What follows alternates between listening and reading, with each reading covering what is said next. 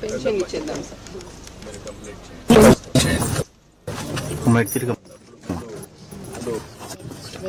అమ్మ ఈ సైడ్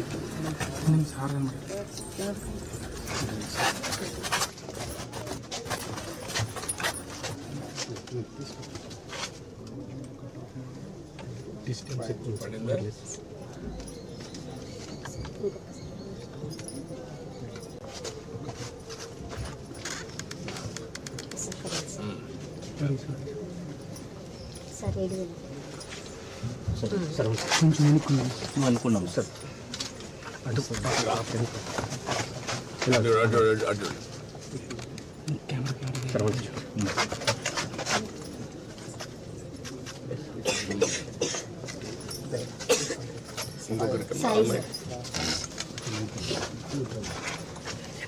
అమ్మ మీరు అటు తిరగమ్మ.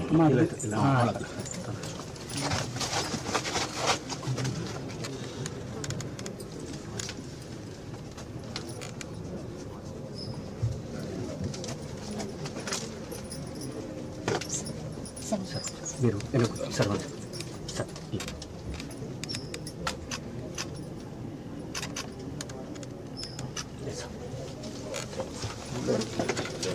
ప్లీజ్ అమ్మా.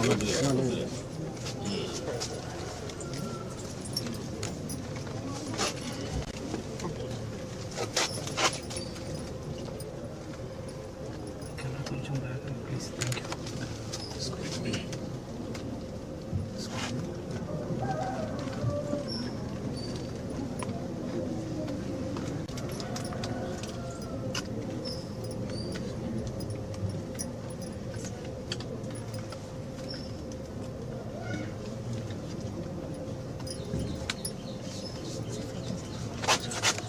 ఇలా చూడండి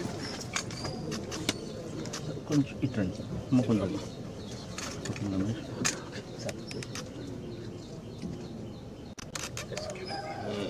ఇప్పుడు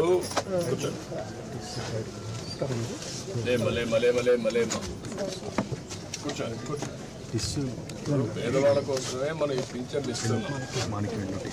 అదే మాదిరిగా సరే మీకు ఇల్లు లేదు, ఇల్లు కట్టేయమంటాం. మీకు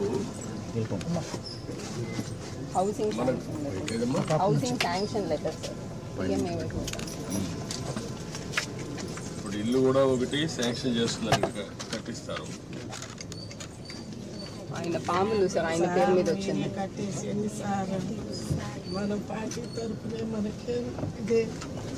ఇప్పుడు ఇది తీసుకోండి అమ్మా. మీరు సిఆర్డిఏ మీరు కలిసి ఈ ఏరియాలో ఉండే వాళ్ళకి ఇండ్లు ఇలాంటి వాళ్ళకి కొంతమంది కట్టుకోలేని కట్టిద్దాం.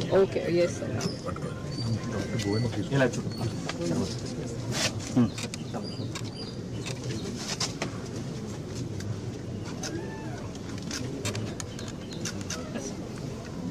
మనకి డీటెయిల్స్ ఏంటనేది so this is basically beneficiary lead construction sir. But మీరు అన్నట్టు ఇంకా వాళ్ళు కట్టలేకపోతే మనం పాలసీ ద్వారా ఇంకెవరి ద్వారా అటాచ్ చేసి చేయాలి sir. What is the amount 1.8 sir. 1.8 lakhs. నేను ఇల్లు కట్టేయమంటాను, చెప్తాను. కట్టి మీకు ఎట్లా చేయాలో చేస్తాను అన్నట్లు చేపిస్తాం. దానికంటే ముఖ్యంగా ఇప్పుడు ముగ్గురికి బెనిఫిట్ వస్తుంది. ఇంట్లో నీకు రాబోయే రోజుల్లో 4,000 వస్తుంది, ఆవిడకి 5,000 వస్తుంది, మీకు ఒక 4,000 వస్తుంది. 4, 4, 8 + 5 13,000 వస్తుంది. 13,000 వచ్చినప్పుడు మీరు కొద్దిగా సంపాదించుకుంటున్నారు. వీళ్ళిద్దరిని చదివించుకొని వాళ్ళకి చదువుకు అవన్నీ ఏం చేయాలో అవన్నీ చేస్తూ ఉంటాం గవర్నమెంట్ కూడా. కానీ 10 రూపాయలు సంపాదించుకునే మార్గం ఎందుకు ఆలోచించకూడదు? మీరు సంవత్సరానికి అంటే ఒక పద్ధతి ప్రకారం చేస్తే ఎప్పుడూ పేదరికంలో పుట్టి పేదరికంలో చనిపోయి ఇల్లు కూడా లేకుండా అవస్థపడి వర్షానికి పొలాలు చేశారు సార్. పొలాలు చేసి అవన్నీ అప్పులు పాలయ్యాడు. అప్పులు పాలయ్యితే ఇప్పుడు దాకా తీర్చాము, అయిపోయింది. ఇంక ఇల్లు వేసుకున్నామని అనుకుంటే మాకు లేదు సార్, అందుకని ఆగిపోయింది. ఇక్కడ ఎవరైనా మీకు బయట వాళ్ళు ఎవరైనా గైడ్ చేస్తే అటు కదా నేను ఏమనుకుంటున్నానంటే మీకు ఒక ఆలోచన ఉంటుంది. మీ ఆలోచన రైట్ ఆర్ రాంగా. ఇప్పుడు ఈ అబ్బాయి ఉన్నాడు అనుకోండి, కానిస్టేబుల్ అవుతాను అనుకున్నాడు, పోలీస్ అనుకున్నాడు, వీడు లాయర్ కావాలనుకున్నాడు. ఇవి రెండో అయితే ఇంకొక 5 ఏళ్ళలో 10 ఏళ్లలో వీళ్ళిద్దరు బాగా చదువుకున్నారు అనుకోండి, ఉద్యోగాలు వచ్చాయనుకోండి, వాళ్ళ జీవితాలు స్థిరపడితే మిమ్మల్ని కూడా చూస్తారు. అప్పటి నుంచి మీ జీవితాలు కూడా మారుతాయి. మీ ఇద్దరిని వాళ్ళు చూసుకోగలుగుతారు. కొంచెం ఒక పద్ధతి ప్రకారం మారుతుంది. మీకు హాస్పిటల్కి 5,000 ఖర్చు పెడతా ఉన్నారు, 3-4 వేలు. ఎయిమ్స్ పోయారనుకోండి, మీకు అక్కడితో కాదు, దీనికంటే పెద్ద డాక్టర్లు ఉంటారు అక్కడ. ఇలాంటి ఆలోచనలు కొన్ని మీకు ఇవ్వడానికి నేను కూడా ఆలోచిస్తున్నాను. పెద్ద పెద్ద చదువుకున్న వాళ్ళు ఉన్నారు. పేదవాళ్ళు పేదరికంలోనే పుట్టి తరతరాలుగా మళ్ళా పేదరికం చనిపోవడం కంటే మీకు కూడా డబ్బులు సంపాదించే మార్గం ఎందుకు చూపారు? మీ ఇంటి పక్క ఆయన ఒక ఆయన ఉన్నారు, పెద్ద ఇల్లు కూడా, మీరు ఇక్కడే ఉన్నారు. వాళ్ళు చిన్నప్పుడు మీ మార్గనే ఉన్నారు, కొంచెం ముందు ఉన్నారు. వాళ్ళు ముందుకు పోతున్నారు, మీరు ఇక్కడే ఉండిపోతున్నారు. ఏంటి కారణం? మీ ఆలోచన విధానం కదా. పొలం చాకరీ చేసి పొలంలో ఇది చేసి అంతలోకి అల్లుడు చనిపోయి ఆ పిల్లల్ని చేసి మీరే కాకుండా మీ కులంలో అందరికీ బాధలు ఉన్నాయి కదా, అటు ఇటు అందరికీ ఉన్నాయా? అందరికీ ఉన్నాయి కదా. ఈ ఊర్లో రెడ్డిస్ ఉన్నారు, లేకపోతే వేరే ఏ కులాలు ఉన్నారు ఈ ఊర్లో? రెడ్లు, కమ్మోరు, యాదవులు, శాఖలు, లంబాడీలు, మాదిగోళ్ళు, మాలోళ్ళు. ఇప్పుడు రెడ్లు బాగున్నారు కదా, కమ్మోళ్ళు బాగున్నారు కదా, తర్వాత యాదవులు బాగున్నారు కదా. బాగలేని దేవురు మీరే కదా. ఎందుకు? కారణం ఏంటి? కాదమ్మా, మీ ఆలోచన. నేను అందుకే మీలో మార్పు తీసుకురావుతాను. వాళ్ళ మారిగా మీరు ఆలోచించాలి. ఇప్పుడు వాళ్ళు పొలం చేస్తారు, కానీ వాళ్ళకు జీవితంలో ఆస్తులు వచ్చాయి. వాళ్ళ తండ్రి తాతో 1 ఎకరా 2 ఎకరాలు 5 ఎకరాల భూమి ఇచ్చాడు, మీకు అవి లేవు. కానీ మీ కష్టార్జితంతో మీరు బతుకుతున్నారు. ఒక్కసారి పిల్లల్ని బాగా చదివించారనుకో, మీ జీవితాలు మారు. ఇంకా డబ్బులు సంపాదించే మార్గం ఏంటి? నేను అన్నీ ఆలోచిస్తున్నా. పేదరికం లేని సమాజం అంటే ప్రతి ఒక్కరికి కూడా కనీస ఆదాయం సంపాదించే మార్గం మీకు చూపించాలనేది నా ఆలోచన. లేకపోతే మీ జీవితంలో ఇదే మరికి పుడతారు, ఇదే మరి చనిపోతారు. ఈ పిల్లలు కూడా ఇప్పుడు చదువుకుంటున్నారు కనీసం, లేకపోతే వాళ్ళు కూడా చదువుకోరు. చదువుకోకుండా కూలి పని పోతారు, దాంతో మీ మరి వాళ్ళు ఉండిపోతారు. అందుకనే ఈ ఇల్లు కూడా అట్టాగే ఉంచుకొని పిల్లగాడికి ఆ పిల్లలకి మా కూతురు ఇద్దరు పోయిన రోజు పోతారు పోతారని పిల్లలు కూడా అందుకనే చదివించుకొని చదివించేది అంతవరకు మంచి పని చేశాం. అది శుభసూచకం. ఈ పిల్లల భవిష్యత్తు బాగుంటుంది. ఏంట్రా మీరు ఆలోచిస్తున్నారా? ఏం ఆలోచిస్తున్నారు? బాగా బాగా చేయాలని ఆలోచిస్తున్నావు. ప్రతిరోజు చదువుకుండా బాగా క్లాసులో మంచి ర్యాంక్ వస్తుందా? ఎంత వస్తుంది? 310 వచ్చాయి 500కి. నీకంటే ఇంకా ఎంతమంది బాగా వచ్చారు? వాళ్ళకంటే నువ్వు ఎందుకు ముందు నువ్వు అంటాను కదా. నువ్వేంట్రా 7th క్లాస్లో కామన్ ఎగ్జామ్ అయింది కదా, అయిందా? అప్పుడు ఎంత వచ్చాయి మార్క్? 80 ఎన్నిటికి? 100కి 80 వచ్చాయి. నీకంటే ఎక్కువ వరకు వచ్చింది. ఎవరు వాళ్ళు? ఇద్దరికి వచ్చింది. వాళ్ళకంటే ఎక్కువ నీకు ఎందుకు రావు?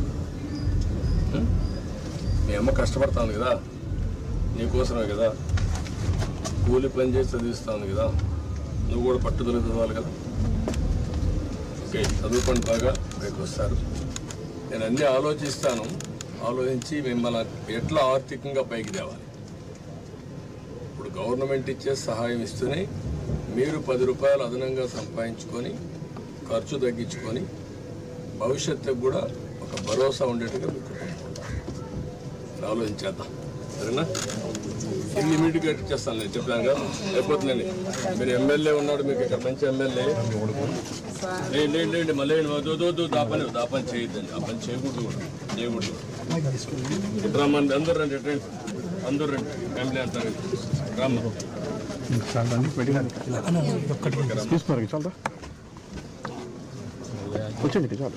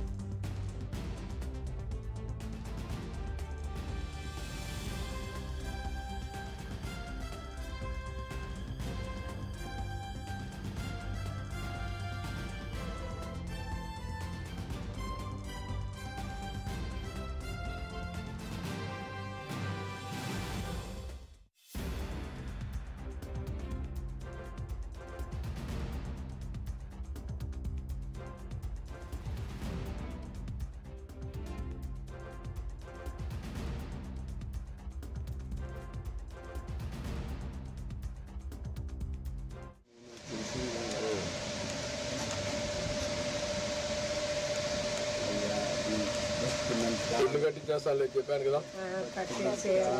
మన పార్టీ వరకైనా మనకి నేను వచ్చాను కదా ఇక్కడికి కట్టమంటాను. అది అంత పడిపోయి వాళ్ళ పిల్లలు